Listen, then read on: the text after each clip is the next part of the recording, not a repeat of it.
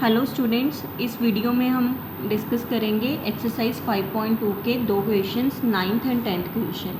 NCERT exercise है 5.2, उसके हम 9th and 10th question discuss करेंगे।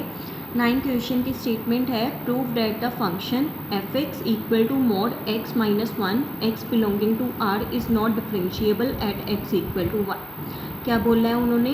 कहते प्रूव करो कि ये जो फंक्शन है F x equal to mod x minus one, ये function at x equal to one, X की वन वैल्यू पे ये फंक्शन डिफरेंशिएबल नहीं है। ये हमें उन्होंने प्रूफ करने को बोला है। तो फिर हमने पहले भी सीखा हुआ है, मैंने एक वीडियो में करवाया था चेन रूल ऑफ डिफरेंशिएबिलिटी वाली जो वीडियो थी, कि उसमें हमने सीखा था कि जब भी हमें किसी फंक्शन की डिफरेंशिएबिलिटी चेक करनी है तो हमें क्या करना होता है, हमें पहले लेफ़्ट डेरिवेटिव निकालना होता है उस पॉइंट पे एंड हमें राइट डेरिवेटिव निकालना होता है। अगर हम लेफ़्ट डेरिवेटिव निकालते हैं, जैसे कोई भी पॉइंट है सी, उसका ये फॉर्मूला होता है, ऐसे ही राइट डेरिवेटिव का ये फॉर्मूला होता है। अगर तो ये दोनों वैल्यूज़ इक्वल आ जाए हमारे पास तो हम बोलते हैं फंक्शन डिफरेंशिएबल है सी पे। अगर सपोज़ ये दोनों वैल्यूज़ इक्वल नहीं है सी पॉइंट पे तो हम बोलते हैं कि फंक्शन डिफरेंशिएबल नहीं है सी पे। इस पे आगे जाने से पहले मैं आपको मॉड के बारे में बताना चाहती हूँ। वैसे तो मॉड फंक्शन के बारे में आप सबको पता ही होगा, फिर भी मैं रिवाइज़ करवा देती हूँ। मॉड फंक्शन की क्या प्रॉपर्टी होती है कि अगर तो आप मॉड में कोई पॉजिटिव नंबर इनपुट करते हो, से मैंने 4 इनपुट किया तो आउटपुट आएगी 4। अगर हम मॉड में कुछ नेगेटिव इनपुट करते हैं, ऐसे -4 इनपुट किया तो आउटपुट क्या आएगी, इसका साइन चेंज होके आएगी। साइन चेंज होना मतलब जो ऑलरेडी नंबर है वो उसके आगे एक नेगेटिव लग जाएगा। क्यों? क्योंकि ये वाला नेगेटिव इसको क्या बना देगा, पॉजिटिव। तो ये आपने ध्यान में रखना है। तो अब हमें स्टेटमेंट में 1 पे डिफरेंशिएबिलिटी चेक करने को बोला था, तो डैट मीन्स यहाँ पे सी पॉइंट का रोल कौन प्ले कर रहा है, 1। तो मैं क्या करूँगी, लेफ़्ट डेरिवेटिव निकालूंगी 1 पे एंड राइट डेरिवेटिव भी निकालूंगी 1 पे। अगर तो ये दोनों वैल्यूज़ 1 पे इक्वल आ गई तो मैं बोलूँगी कि ये फंक्शन डिफरेंशिएबल है 1 पे, अदरवाइज़ नहीं है। तो सबसे पहले लेफ़्ट डेरिवेटिव निकालते हैं 1 पे। सेम बच्चे ऊपर वाला ही फॉर्मूला यूज़ किया है मैंने, बस जहाँ पे सी है वहाँ पे मैंने क्या यूज़ कर लिया, 1। तो फिर ये फॉर्मूला क्या बन गया, limit h approach to 0 plus f of 1 minus h minus f of 1 upon minus H.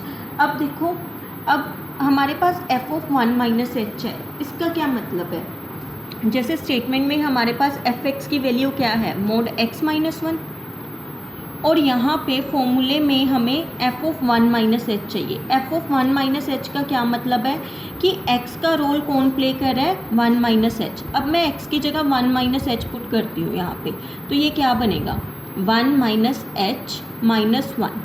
Mode में क्या आ जाएगा, 1 माइनस एच माइनस 1, वो मैंने यहाँ पे लिख दिया f ऑफ 1 माइनस एच की जगह पे। f वगैरह कुछ नहीं आएगा, माइनस f ऑफ 1।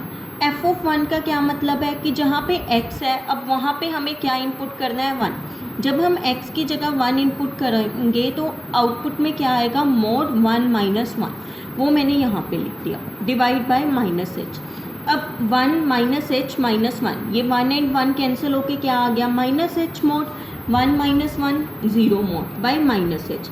अब माइनस एच एक नेगेटिव नंबर हो गया ना, क्योंकि h 0 प्लस को टेंड कर रहा है। h के 0 प्लस को टेंड करने का मतलब है कि h 0 के नज़दीक है, बहुत नज़दीक है, लेकिन वो राइट साइड पे है।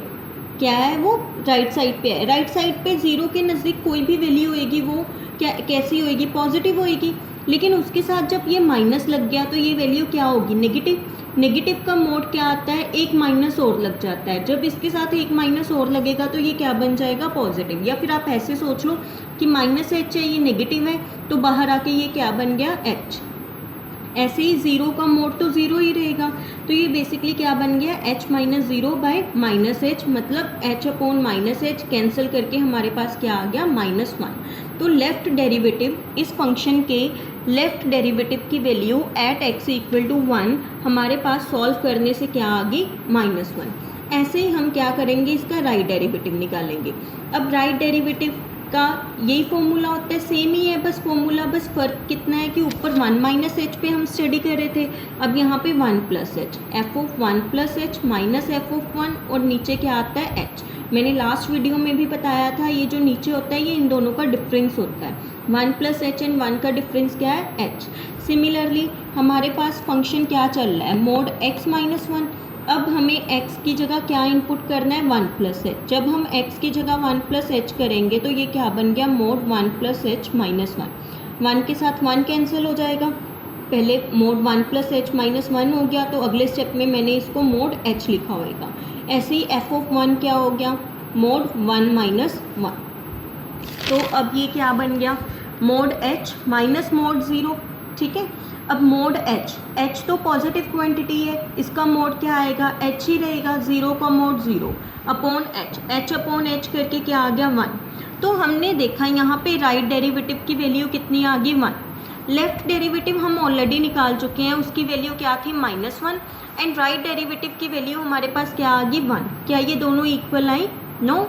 Left derivative is not equal to right derivative, that means ये जो फंक्शन है ये डिफरेंशिएबल नहीं है 1 पे, ठीक है। ये हो गया आपका क्वेश्चन नंबर 9। उन्होंने बोला था कि प्रूफ करो कि ये फंक्शन जो है f(x) = mod x - 1 ये डिफरेंशिएबल नहीं है 1 पे, एंड ये हम प्रूफ कर चुके हैं, प्रूफ। अब नेक्स्ट है हमारे पास क्वेश्चन नंबर 10th। इसकी स्टेटमेंट क्या है, इसमें उन्होंने बोला है कि प्रूफ करो कि ये जो ग्रेटेस्ट इंटीजर फंक्शन होता है, proof that the greatest integer function defined by this, ये सिंबल है बच्चे क्लोज्ड ब्रैकेट्स, ये ग्रेटेस्ट इंटीजर फंक्शन का सिंबल है। कहते हैं ये जो फंक्शन है इसके डोमेन उन्होंने बोलते ही कहते हैं कि 0 और 3 के बीच में है x की वैल्यू। कहते हैं प्रूफ करो कि ये फंक्शन डिफरेंशिएबल नहीं है, ना 1 पे है ना ही 2 पे, दोनों पे ये डिफरेंशिएबल नहीं है। देखो इस क्वेश्चन को करने से पहले मैं आपको पहले ग्रेटेस्ट इंटीजर फंक्शन के बारे में बताना चाहूँगी कि ग्रेटेस्ट इंटीजर फंक्शन होता क्या है।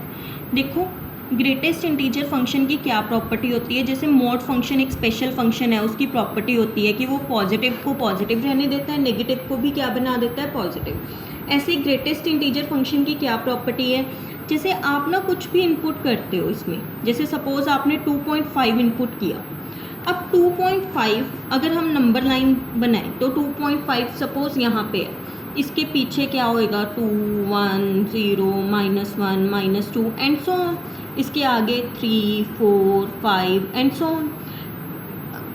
ग्रेटेस्ट इंटीजर फंक्शन, ये वाला फंक्शन क्या करता है कि जो भी इसके अंदर नंबर है उसके इमीडिएट लेफ्ट में इंटीजर देखो, बिल्कुल बच्चे राइट में नहीं जाना, लेफ्ट में जाना है। अब इसके लेफ्ट में तो बहुत सारे इंटीजर्स पड़े हैं, 2 1 0 -1 -2, इनमें से ग्रेटेस्ट मतलब इनमें से सबसे बड़ा कौन है, 2 है ना, तो फिर that means greatest integer function of 2.5 कितना आ जाएगा, 2। मतलब जो इमीडिएट लेफ्ट में इंटीजर होता है, आप ऐसे भी कह सकते हो किसी भी नंबर के इमीडिएट लेफ्ट में, बिल्कुल उसके लेफ्ट में कौन सा इंटीजर है, 2, तो फिर इसका 2.5 का ग्रेटेस्ट इंटीजर कितना आ जाएगा, 2। ऐसे आप किसी का भी देख सकते हो, सपोज मैं आपको बोलूँ कि 3.9 का देखो, जैसे 3.9 हमें पता है यहाँ पे कहीं होएगा। अब 3.9 के लेफ्ट में देखना है, राइट में बिल्कुल नहीं जाना, लेफ्ट में देखना है, इमीडिएट लेफ्ट में कौन सा इंटीजर है, 3, तो इससे क्या बाहर आएगा, 3। लेकिन अगर आप इनपुट कोई इंटीजर करते हो ना, जैसे 3, अगर इनपुट ही इंटीजर हो तो वो एज इट इज़ बाहर आती है। जैसे ग्रेटेस्ट इंटीजर ऑफ 3 आएगा, ग्रेटेस्ट इंटीजर ऑफ 2 आएगा, ठीक है। तो ये होता है greatest integer function. Negative numbers में कई बार गड़बड़ हो जाती है, जैसे -1.5 हो। अब -1.5 कहाँ पे होएगा, यहाँ पे कहीं होएगा -1.5। अब इसका ग्रेटेस्ट इंटीजर बच्चे सोचने लग जाते हैं -1 आएगा, नो। आप देखो -1.5 यहाँ पे है, इसके बिल्कुल लेफ्ट में कौन सा इंटीजर है, -2 है ना, तो फिर ये क्या आएगा, -2, ठीक है। और बच्चे अब हम इस क्वेश्चन को स्टार्ट करते हैं। हमें प्रूफ करना था कि ये जो फंक्शन है ये डिफरेंशिएबल नहीं है, ना 1 पे डिफरेंशिएबल है ना 2 पे। सबसे पहले हम इसकी डिफरेंशिएबिलिटी 1 पे चेक करते हैं। कैसे, मैं लेफ्ट डेरिवेटिव निकालूंगी, राइट डेरिवेटिव निकालूंगी, वो दोनों इक्वल आने चाहिए एंड उन दोनों की फाइनाइट वैल्यूज़ आनी चाहिए, दोनों फाइनाइटली एग्जिस्ट करने चाहिए। अगर एक भी डेरिवेटिव की वैल्यू इनफाइनाइट आ गई, मतलब इन्फिनिटी आ गई, तो हम क्वेश्चन वहीं पे स्टॉप कर देंगे एंड बोलेंगे कि फंक्शन डिफरेंशिएबल नहीं है। डिफरेंशिएबिलिटी के लिए ये कंडीशन होती आती है कि ये दोनों वैल्यूज़ इक्वल आनी चाहिए, left derivative and right derivative, and दोनों फाइनाइट होनी चाहिए।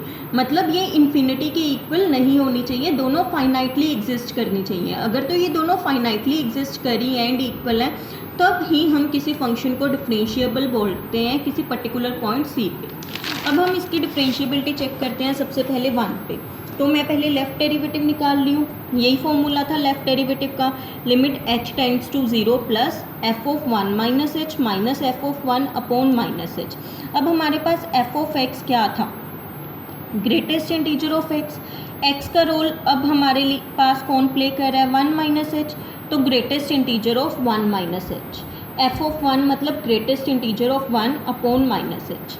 अब greatest integer of 1 minus h क्या होएगा, ये सबसे बड़ा क्वेश्चन है, इसी पे ही आप लोगों को प्रॉब्लम आती है। हम नंबर लाइन बनाते हैं, ग्रेटेस्ट इंटीजर फंक्शन जब भी देखना हो तो सबसे बेस्ट वे होता है आप नंबर लाइन बनाओ, उससे ही पता चलेगा। यहाँ पे कहीं 0 होएगा, यहाँ पे कहीं 1 होएगा। अब 1 माइनस एच का क्या मतलब हुआ कि हम 1 से थोड़ा सा पीछे जा रहे हैं। 1 से थोड़ा सा पीछे मतलब सपोज़ हम यहाँ पे कहीं हैं, हो सकता है यहाँ पे जो वैल्यू है वो 0.9 हो, सॉरी हाँ 0.9 हो या 0.99 हो, हम 1 के थोड़ा सा पीछे हैं। अब 1 के थोड़ा सा पीछे हैं, उस सपोज 0.9 पे हैं हम, उसका ग्रेटेस्ट इंटीजर क्या आएगा। ग्रेटेस्ट इंटीजर मैंने क्या समझाया है, क्या होता है, इसके इमीडिएट लेफ्ट वाली वैल्यू, इमीडिएट लेफ्ट वाला इंटीजर। अब 0.1 के इमीडिएट लेफ्ट वाला इंटीजर क्या है, 0, तो greatest integer of 1 minus H क्या होएगा, 0। क्यों, क्योंकि 1 माइनस एच मतलब हम 1 के थोड़ा सा पीछे हैं। जब हम थोड़ा सा पीछे हैं, चाहे 0.9 पे है, चाहे 0.8 पे है, चाहे 0.95 पे हैं, उसका ग्रेटेस्ट इंटीजर मतलब उसके इमीडिएट लेफ्ट वाली वैल्यू, एंड इसके इमीडिएट लेफ्ट वाली वैल्यू क्या है हमारे पास, 0, तो इसका क्या आएगा 0। एंड ग्रेटेस्ट इंटीजर ऑफ 1 क्या होएगा, 1, क्योंकि इंटीजर का ग्रेटेस्ट इंटीजर हमेशा सेम ही रहता है। अब ये बन गया -1 अपॉन माइनस एच, 1/h। अगर मैं h को 0 अप्रोच करवा दूँ तो ये क्या बन जाएगा, इन्फिनिटी। डैट मीन्स ये वैल्यू फाइनाइटली एग्जिस्ट नहीं कर रही, तभी मैंने यहाँ पे लिखा which does not exist finitely. क्यों, क्योंकि इसकी वैल्यू क्या आ रही है, इन्फिनिटी। अगर left derivative and right derivative में से एक भी वैल्यू इन्फिनिटी आ जाए ना तो आपको आगे कंटिन्यू करने की ज़रूरत ही नहीं। मतलब अब राइट डेरिवेटिव कुछ भी आए, ये एग्जिस्ट फाइनाइटली तो एग्जिस्ट ही नहीं कर रहा, तो हम लेफ्ट डेरिवेटिव को देख के ही बोल देंगे कि ये फंक्शन डिफरेंशिएबल नहीं है 1 पे। क्यों, क्योंकि हम राइट डेरिवेटिव पे तब जाते अगर ये फाइनाइटली एग्जिस्ट करता, फिर हम राइट डेरिवेटिव देखते कि क्या राइट डेरिवेटिव भी फाइनाइटली एग्जिस्ट कर रहा है। लेकिन अगर अब लेफ्ट डेरिवेटिव ही नहीं फाइनाइटली एग्जिस्ट कर रहा तो आगे जाने की ज़रूरत ही नहीं, आप यहीं पे बोल दो कि ये फंक्शन डिफरेंशिएबल नहीं है 1 पे। ऐसे ही अब क्वेश्चन में बोला था कि आपको डिफरेंशिएबिलिटी एक 1 पे चेक करनी है, एक 2 पे चेक करनी है। अब हम 2 पे चेक करते हैं, एट x इक्वल टू 2।